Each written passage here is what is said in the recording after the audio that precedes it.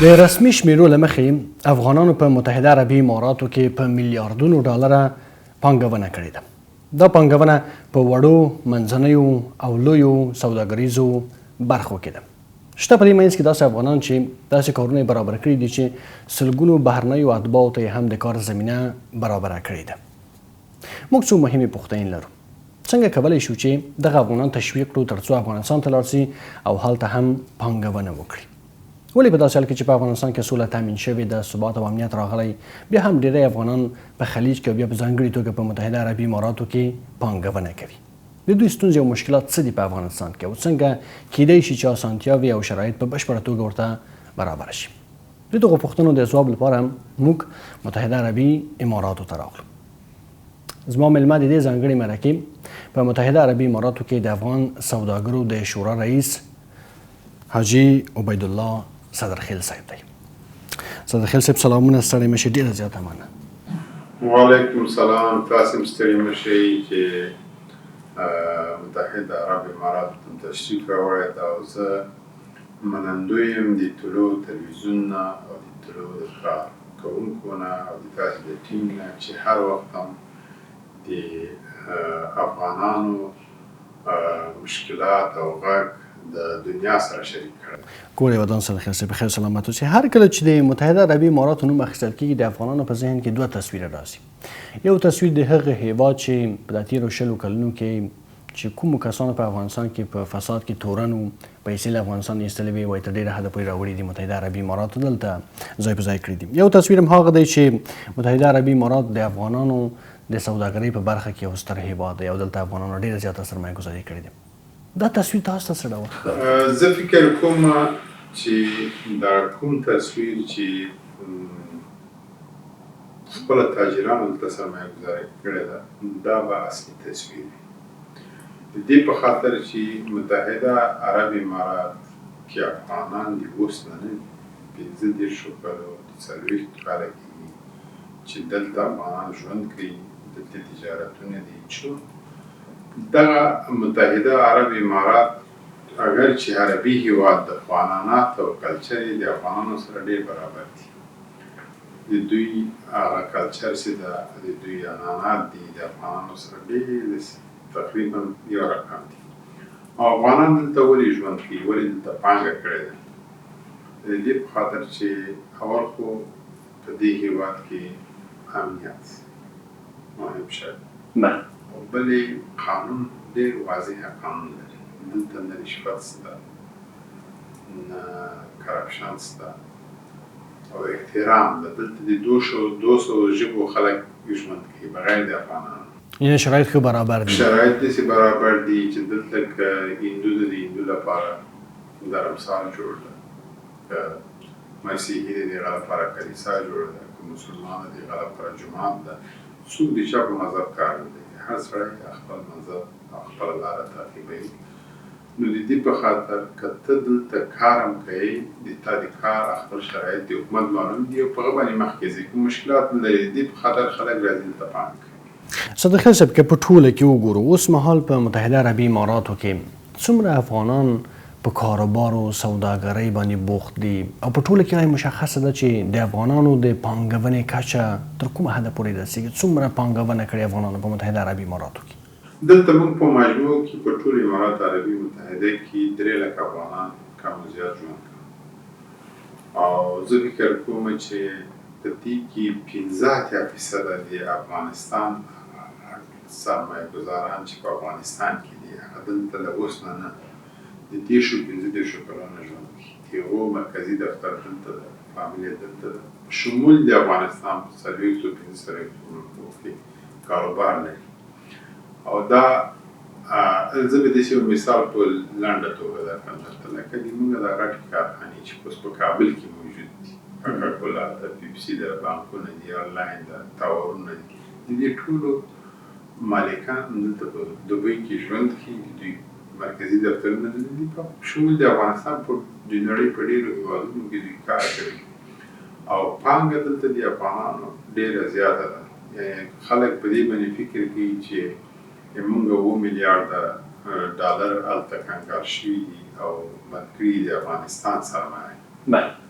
نو زه فکر کوم چې که دې ته زمینه مساعده شي چې زموږ دغه مشته تاجران چې دلته دي او دا په افغانستان کې پانګه وکړي، هغو پیسو ته ضرورت نه لرو، همدغه خپله یو شغل ایجادي خلکو ته، دا خپله یو ډېره غټه پانګه ده، خو دې ته باید څه رقم زمینه برابره شي، څنګه کار وشي چې دوی راشي. صادق خیل صاحب، په هر هیواد کې هغه هیواد هڅه کوي چې پانګوال یې په کور دننه پاتې شي او همالته سرمایه ګذاري وکړي. ښه په بعضې موردو کې به د باندې ځي، خو هر هیواد هڅه کوي چې پانګوال یې په کور دننه پاتې شي. په افغانستان کې به تقریبا قضیه برعکس ښکاري. ډېر هغه ستر پانګوال چې له افغانستانه وتلي دي، په خلیج کې، په اروپا کې، په امریکا کې، بیا په ځانګړې توګه په متحده عربي اماراتو کې سرمایه ګذاري کړې ده. ولې لامل یې څه ده؟ اوس خو هلته امنیت هم راغلی ده، سوله هم راغلی ده. داسې ده چې له پخوا حکومتونو نه بیا ونیسو. دا 20 کاله لا 22 کاله تېر شوي حکومتونه چې اختطاف، اول تاجر په هغه ځای کې ژوند نه کوي چې په هغه ځای کې د مالو سرته خوندیتوب نه وي، لومړی شی دا. دوم، تاجر په هغه ځای کې ژوند نه کوي چې کرپشن وکړي، اداري فساد وکړي، ورقبراني وکړي. دا متاسفانه زموږ په تېرو حکومتونو کې ډېر زیاتو خلک یې دې ته مجبوره کړل چې راغلل دلته پانګه وکړه. او د تجار چې په هر ملک یې ورې پانګه وکړي، د هغه خوځېدل ډېر ګران دي، ولې ته یې ځان ته یو بیس جوړ کړي. هغه بیس چې دی خدموي، دې ته وخت پکار ده، باید له دې نه زیات امتیازات پیدا کړي بل ملک کې چې دی دا خپل بیس هلته بوسي. نو تر اوسه پورې زموږ تاجر چې کوم سهولت دلته لري، هلته په افغانستان کې ورته په اوس شرایطو کې ورته موجود نه دي. که کارخانه هلته څوک لري، برق ولري، که ځای ولري، دغه ولري، له دنیا سره روابط قطع دي، پیسې نشي ترانسفر کولی، وړی نشي. دا ته چې مواد اوسي له افغانستان نه به څنګه پیسې راباسي؟ نو دغه شرایط، امنیت هم په هغه شکل باندې چې موږ او تاسې وایو اورو، هغسې نه ده. خو موږ او تاسې اوس هم وینو. پرونی برید هم مو ولیدو چې هغه د موږ او تاسې خپل وطنداران پکې زخمیان، شهیدان شو. تېره ورځ هم له دې نه مخکې مو ولیدل. او د تجار لپاره دغه شی امنیت اول شی چې باید په هر ملک کې دی پانګه کوي، او دوم ورقبراني، فساد اداري. دا موږ دا نه وایو چې په تېرو حکومتونو کې به ډېر زیات فساد اداري، اما اوس هم د 100% نه ده ختم. که څوک دا راسره ووایي چې ختم نه ده، تاجر اوس هم زورور کېږي، تاجر سره کومک نه کېږي. کومک مطلب دا ده، یو تاجر له یو ملک نه مواد اخلي. موږ خام مواد په افغانستان کې نه لرو. که فابریکه هم ورته جوړه کړي، کارخونه هم جوړه کړي، خام مواد به له بهر نه راوړي. دا بهر ته به ته پیسې څنګه انتقالوي؟ څنګه به دا خام مواد راوړي؟ کومه لاره راوړي؟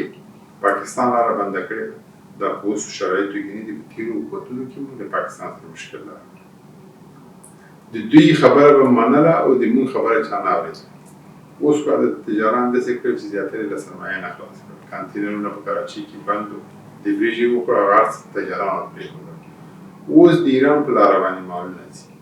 که شپینګ کمپنۍ ته دا کوم چې صرف کانټینرونه او مال د بندر عباس د پورټ نه لا چابهار نه د افغانستان تر مرزه پورې، تر حدوده پورې وي، او دې شپینګ کمپنۍ ته د هغې کرایې پیسې مو ولېږلې، بس اکاونټ دې درته بند کړو، ته له ایران سره کار وکړو. نو اوس چاته خیانت ورکوي چې دا خو مال ما اخیستی ده، مواد یې اولې د افغانستان د خلکو لپاره ده، د حکومت مال هم نه ده.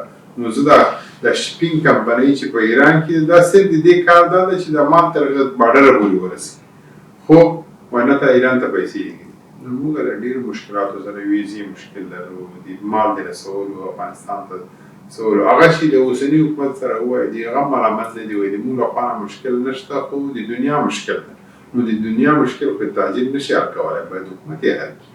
حکومت دې ته باید لاره پیدا کړي چې څه رقم د خپل تاجر د ویزې مشکل حل کړي، د ترانزیت مشکل یې حل کړي، د راوړلو مشکل یې حل کړي، د انتقال د پیسو مشکل یې حل کړي.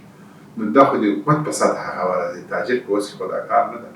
نو د دې په خاطر د موږ تاجران ورځ په ورځ زړه یې سړي، هر تاجر، هر افغان، هر وګړی د هر هېواد دا غواړي چې په خپل ملک کې پانګه وکړي. هر یو که زمینه ورته مساعده شي، هېڅوک په پردي ملک کې شپه نه تېروي. زه خپلو خپلوانو ته، خپلو وطندارانو ته کار وکړي. دلته به موږ او تاسې لاړ شو، که شلون په راتلونکو ورځو کې دلته به کارخانې ته وګورئ. دلته به دې موږ کارخونې ته وګورئ، دلته به دې موږ افغانان وګورئ، څومره کارونه، څومره خلکو دې شغل ایجاد کړی دی. که دغه شغل د موږ د مثال په ډول هغه نوم به درته ناخلم، یو شرکت دلته 25,000 خلکو ته کار ورکړی دی. دغه 25,000 خلک که دی په افغانستان کې کار ورکړي، څومره کورونو ته به ډوډۍ لاړه شي، څومره خلک به په کار شي. دغسې کارخونو ته به ما ته لاړ شو، به افغانان به ډېر کم وي. اوس خو د افغانستان د ویزو مشکلات دي، افغانان به کم وي، د نورو ملکو به زیات وي. نو دغه زمینه به دا دومره کالو کې برابره نه شو افغانان ته. اوس که موږ ورته وایو چې نسبتا امنیت د پخوا نه ښه ده، بیا وایي زه به بد رقمه کوم، زه به د خام مواد کوم ځای نه اخلم، کومه لار به یې راوړم، او زه چې دا خام مواد راوړم د افغانستان کې بیرته به دا پیسې څنګه انتقالوم هغه بل ته چې زه خام مواد یې نه اخلم. دا ټول سوالونه یې تر اوسه حل شوي نه دي. صادق خان صاحب، امارات وایي چې امنیت تامین شوی ده په افغانستان کې، او څو ځلې ویلي چې د مالیاتو برخه کې به معافیت راولي، ځمکې به ورکړي تجارانو ته، د برق لپاره یو ځانګړې برخه جوړه کړې ده د تجارانو لپاره چې هغومره سهمیه به د سوداګرو زیات وي د فابریکه دارانو نسبت عادي خلکو ته. دغه شرایط د تشویق وړ نه دي؟ ګوره، هغه یو څه وایي په پښتو کې یو متل دی، پردی کټ د نیمه شپو ده. په دا 25 کاله کې، دا 30 کاله کې چې په میلیاردونه ډالر، اوس خو به صحیح د افغانستان سره څوک کومک نه کوي، په دا تېرو حکومتونو کې چې میلیاردونه ډالر دې موږ ته راغلل، موږ د خپل برق چېرته نه ځو، ازبکستان، تاجکستان، ترکمنستان برق اخلو، در حالی چې د موږ 15% یې موږ استعمالوو، 15% له ایران نور همسایګان استفاده کوي. نو په خیراتي برق باندې څوک کارخانې نشي، کارخونې نشي چلولی، تجارتونه نشي کولی.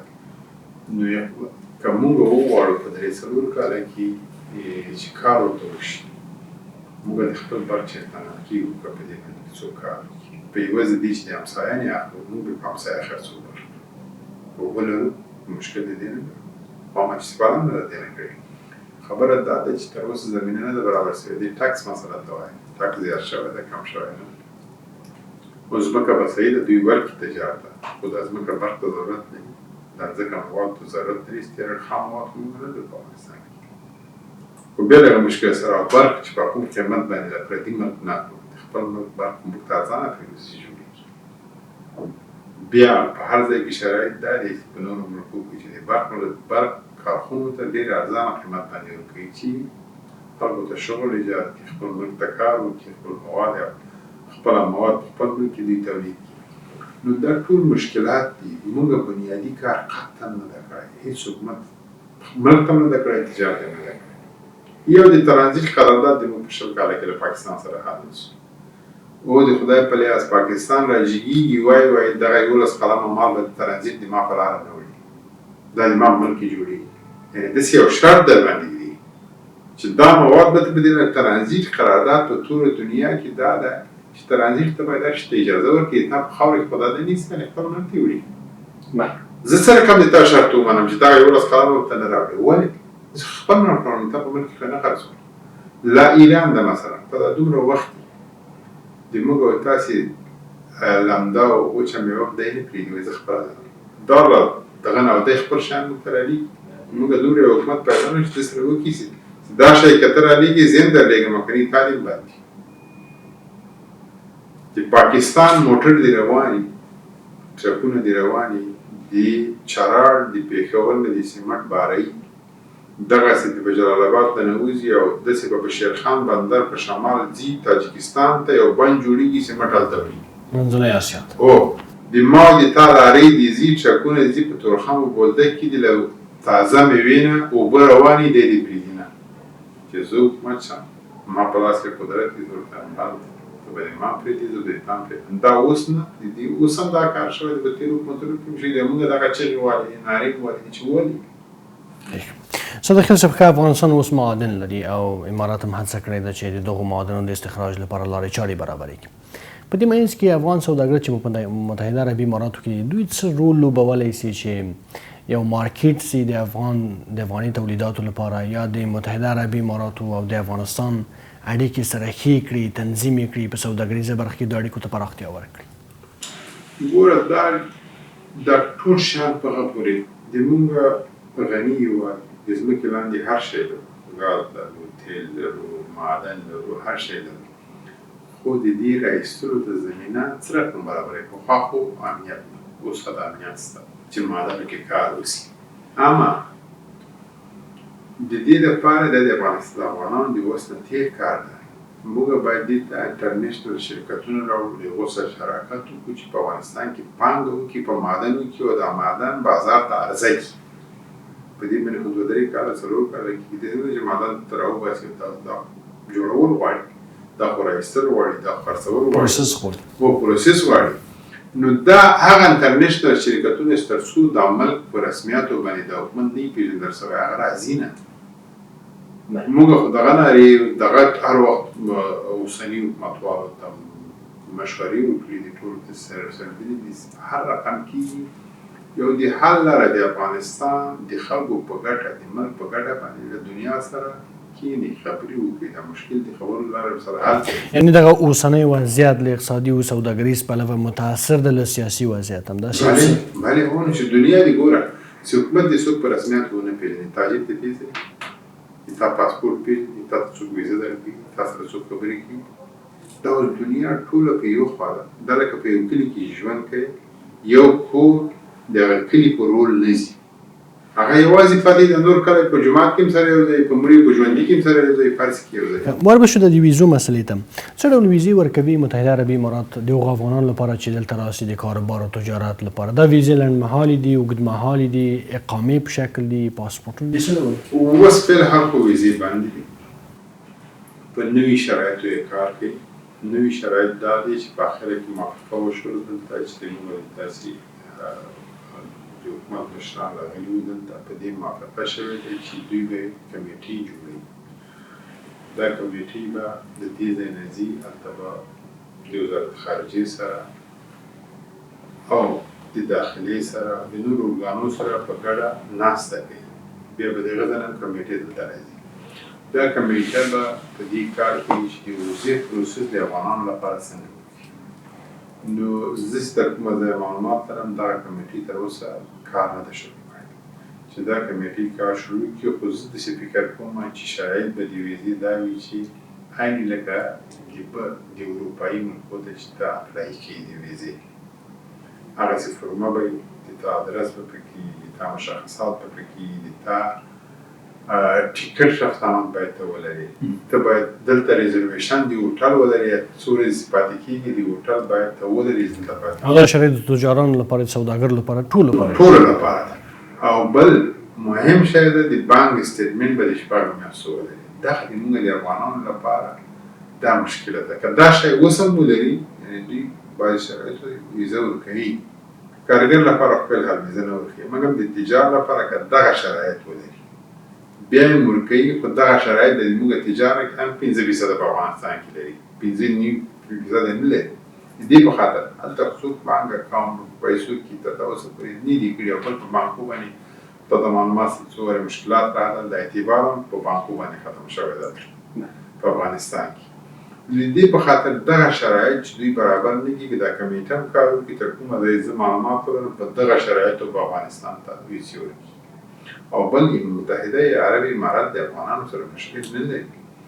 متحده عرب امارات د خپل امنیت په خاطر باندې سختي په ویزو راوستې ده. په دې پوهېږي چې تا ته د افغانستان پاسپورټ د هر چا لاس ته لیدلی ده په تېرو حکومتونو کې، تذکره یې په هر چا په لاس کې ده. نو داسې خلک شته چې هغه د خرابۍ لپاره د افغانستان د پاسپورټ د تذکرې نه استفاده وکړي او د ملک یو خرابي وکړي. د ملک خو د امن خو جوړ شي په امنیت باندې، دلته خو نه هوا شته نه سبزي شته، ګرمي هم داسې ګرمي ده، ټول ناس امنیت دی، ټوله دنیا مخکې مې درته وویل چې 200 ژبې دلته ژوند کوي. نو دا صرف د دې لپاره دا د خپل امنیت نور افغانانو سره دوی کوم مشکل نه لري، خو دوی ته باید دا په ثبوت ورسېږي چې دا څوک ده او دا د موږ افغانان راغلي دلته په ایرپورټ کې درولي، ورته یې چېرته اوسي ادرس ورسره اوسي، پیسې لري جیب کې، دلته خو ته راغلی چکر ته راغلی د چکر ویزه د صحت ویزه ده، او ته پیسې لرې نه، چېرته اوسې نه، ادرس ته همدې ایرپورټ نه بېرته لېږلي. چې هر څه ورته وایي چې اوس دلته راځي، د دې موږ شرایط دا دي، د ادرس نه ورچي، دغه نه ورچي، هېڅ ملک داسې ویزه درته نه درکوي لکه د د دوی د کور آبادي چې تر اوسه پورې افغانانو ته په دغه شرایطو ویزې ورکوي. کور دی وطن.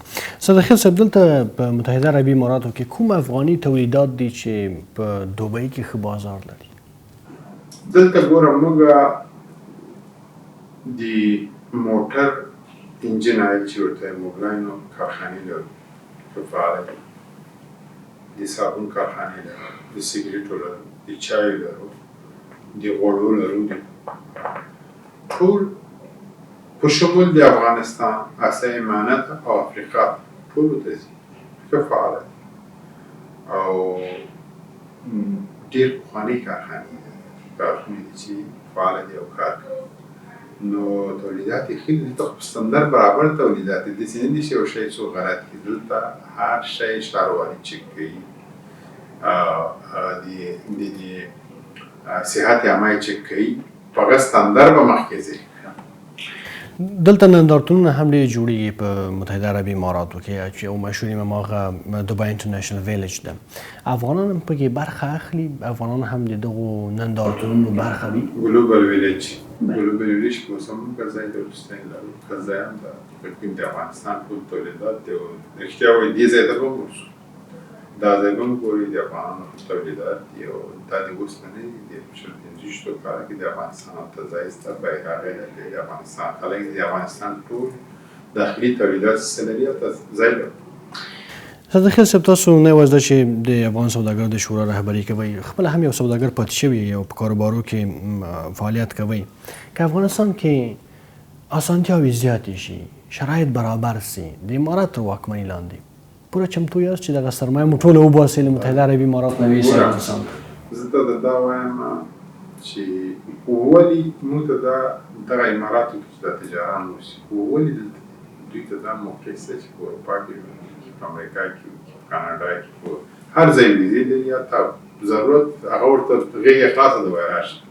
ټول د وطن سره مینه لري، د افغانانو سره مینه لري او دې ته پراته دي د شرایط به کله مساعدې وي چې اروپا یې فتح واړو. د افغانستان هغه یو ساعت چې دا موږ تاجران هلته تېروي، دلته د ټوله امارات عربي متحده ورکوي ولا یو شپه وکړي، خو شرایط برابر شي. اوس موږ په دې 40 کاله کې شرایط برابر تر اوسه ونه لرو. هغه شرایط چې موږ ژوند هم پکې وکړو او تجارت پکې وکړو، هم حلال رزق ځان ته وګورو، هم نورو ته هم کار وکړو. خو شرایط دغسې دي چې ته دلته کار کوې، هېڅ مشکل نه لري، نه د برق مشکل لري، نه د پیسو د ترانسفر لري، نه د مواد خام مشکل لري. دا اوس تاته ما درکړي چې موږ داسې کارخونې وي چې په کابل کې هغو مواد اخیستو، په کراچي کې د برج له لاسه پرېښوده. دا اوس یو چابهار د سکشن لندلي د افغانستان د بایدن په وخت کې ویلي چې چابهار د افغانستان په خاطر د مواد اولیه د سکشن لندلي ده. دا د ټرمپ په دورې ورځې مخکې خبرې کوي چې چابهار هم د سکشن نه خلاص دی. نو په کومه لار باندې زه مواد اوسم؟ کارخونه خو به جوړه کړم، شغل خو به ایجاد کړم، مواد به په کومه لار راوړم؟ دغه بیا په حکومت پورې اړه لري چې باید دغه شرایط برابر کړي او دا شرایط تر هغه پورې نه برابرېږي چې موږ یوازې پاتې یو. موږ باید د دنیا سره مخ لاړ شو او هغه شرایط د دنیا سره ومنو چې موږ په ګټه یو. په اماراتو کې، په سعودي کې، په ځینو نورو هیوادونو کې افغانان دي چې د کارګر په توګه راځي، دلته کار کوي او په افغانانو کې هم دغه اصطلاح ډېره مشهوره ده چې د عربو سختي او دغه مزدوري دلته ډېره سخته ده. ظاهراً داسې ښکاري چې هغه د کارګر حقوق یو څه د پښو لاندې کېږي. داسې یو څه شته بیا په متحده عربي اماراتو؟ په نورو خلیجي هیوادو کې مې ډېر اورېدلي، دلته دا شکر ده، دا هېڅ شی نشته. دلته د اماراتي د لوکل د دې ځای د خلکو د ما د ته دومره فرق نشته. دلته یو داسې نظام ته جوړ کړی ده چې که غواړې چې زر کار وشي، وي آی پي وشي، زیاتې پیسې ورکړه، موټر د طیارې لاندې هم درته درځي، په امیګریشن کې دې کار وي، په لیبر افیس کې دې کار وي، که په لاین کې درېږي او که لږ پیسې زیاتې ورکوې په وي آی پي ځي. دا شرایط یې داسې برابر کړي دي چې د غریب لپاره او د ځان لپاره او د بل لپاره، او بل دا نشته چې په لاین کې به ته ولاړې یو کار ته او د اماراتۍ به راځي او امارات عربي متحده یو وګړی به راځي او له تا نه به مخکې کېږي. زه تا ته یوه کیسه کوم، داسې نظام باید سړی جوړ کړي. د شیخ د دې ځای د شیخ محمد راشد المخزوم دی دبی شیخ چې دی په دفتر کې کامرې دغه لري کامرې لري یو ورځ چې تېرېږي چې ګوري یو میګریشن کامرې کې د ده یو کارمند د حکومت له بل چا سره اماراتي سره خبرې کوي خلک په لاین ولاړ دي دوی ته ویلي چې هغه سړی راغلی د خپله راجګ شوی موټر تیار کړی چې ولاړ دي ته ویلي چې دا خلک راته ولاړ دا خبرې نو هیڅ وګړی د دې حق نه هغه برطرف کړو اوس دا خلک ټول فکر کوي چې د کامرې ګوري خو یو ورځ ولې دغه بیا ګوري او که نه ګوري ګوره د دوبۍ میګریشن په د ایرپورټ تاسې راغلي یاست څنګه شرایط میلیونو خلک ځي راځي څنګه روان ده کار ته سعودي ته م تللی زه تللی یم سعودي ته نفس په دې درو بس ته په میګریشن وځي صدق خیل صاحب راځي چې دا بحث هم راټول کړو په وروستیو پوښتنو کې زه غواړم چې دا وپوښتم چې څه باید وشي چې افغانستان هم که نشي کولی چې د متحده عربي اماراتو په اندازه شرایط برابر کړي دقل هغومره شرایط جوړ کړي چې دغه افغان سوداګر چې لویه پانګونه په متحده عربي اماراتو کې کړې ده راشي افغانستان ته هلته پانګونه وکړي هلته تجارت وکړي ګوره شرایط موږ د امارات عربي نه متحده نه افغانستان ډېر غني دوی خو دلته دا برق نه ده دا برق هم د دوی ډیزلي ده برق هم خپل د ډیزلو نه جوړ شوی دا برق چې موږ لرو موږ هر څه لرو که د افغانستان دغو تجارانو لپاره شرایط برابر کړي زه په اطمینان سره وایم چې له 3 نه تر 5 کاله پورې به د افغانستان ټول خلک چې دغه زیرمه چې موږ د شیان لرو په دا ځمکه کې دا عرضه کړو او بازار ته یې راوباسو موږ ضرورت لرو چې شته لرو موږ هر شی لرو شکر ده خو زمینه حکومت ته باید برابره کړي داسې اطمینان ورکړي تاجر ته که دغه هېڅ په بل هېڅ کار نه کوي تاجر ته د اطمینان ورکړي چې راځئ تا شرایط څنګه دي سره کښېنو تاجر به ورته یو پروګرام ورکړي زه دغه شی غواړم لا دې راشي له ټولو دې زده کړي د ټولې دنیا سرمایې دلته راوړي د ټولې دنیا راځي شیخ تا سره کښېني تا د ټولو ملکو خلک راټولوي ورته وایي د دې تاسې ملک ده چپ کې کم دي چې موږ یې درته وکړو څه نواقص پکې ویني چې موږ یې درته وکړو له موږ نه خو چا دا پوښتنه ونه کړه چې تاسې راسئ په څه شرایطو باندې څه غواړئ چې موږ هغه درته آماده کړو ته یقین وکړه دلته د اقتصادي شورا رئیس ملا برادر احمد دلته راغلی و اول بار یو کانفرانس ته جوړ کړو په ابوظبي کې ډېر 300 تاجرانو کې شرکت کړی دلته ما ورته وویل چې خالي اطمینان ورکړي اطمینان یې ورکړو د ده له دغه اطمینان سره ډېرو تاجران چې راتښتېدلي وو بېرته لاړل هلته لاړل مواد غذایي مواد اولیه د ادویه د ټولو قیمت راکم شو دا ما درته ورته وویل مله یې تعالی برکت او چې دلته راغلې اطمینان دې ورکړو زموږ تاجر صرف یو اطمینان غواړي خو شرایط هم غواړي چې باید ورته برابر کړي هغه شرایط چې دی غواړي چې ورته برابر دی مجبوره ده درشي دی درشه د کار وکړي خپل ملک خپل وطن بلبل وطن دی هر شرط ډېره زیاته مننه په متحده عربي اماراتو کې د افغانستان د سوداګرو شورا رئیس حاجي عبیدالله صدخیل کول تاسې هم مننه